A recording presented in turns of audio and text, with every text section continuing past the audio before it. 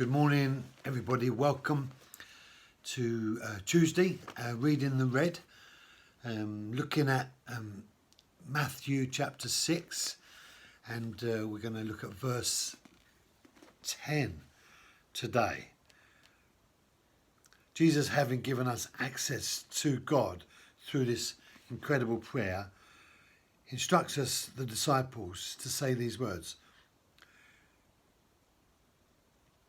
Your kingdom come, your will be done on earth as it is in heaven, yesterday. And then today, he leads us into these words: Give us this day our daily bread.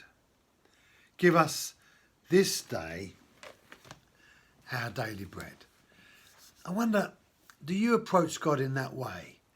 Straight to the point. God, I have need, and I need you to meet me here. If you listen to many prayers, you'll hear people pray around the situation and build up into it.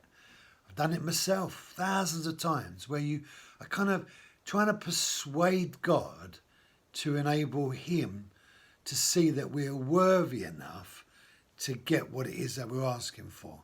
But Jesus doesn't do that.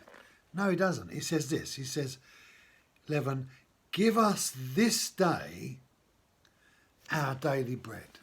And what is our daily bread? It's our needs, the reality of what we need each day. When Israel was led out of Egypt and they went into the desert, and they wandered the desert for 40 years, God made provision for them in the form of manna from heaven, like a dew, like a wafer that grew on the grass every day, in order for them to be able to sustain themselves in a desert land. And they used that to make bread and all sorts of wonderful things, flour and so on. God made provision, the manna that came from heaven. And here Jesus is saying, give us, when you ask God, give us this day our daily bread. What I believe Jesus is trying to say to us is that we should never be afraid to come straight to the point as it relates to the point of our need. Don't faff around, don't kerfuffle, don't pontificate. Tell God exactly what you need. Give us today our daily need. And that's because the provision that you need today is for today. And tomorrow you can come back again and say again, Father, give us today our daily bread. And what kind of needs do we have? Well, we have needs of money, we have needs of shelter, we have needs of keeping warm, we have needs of expectation, we have needs of a home, we have needs of love, we have needs of emotion, we have needs of thought, we have needs of employment, we have needs in all kinds of ways. And every day life presents for us demands.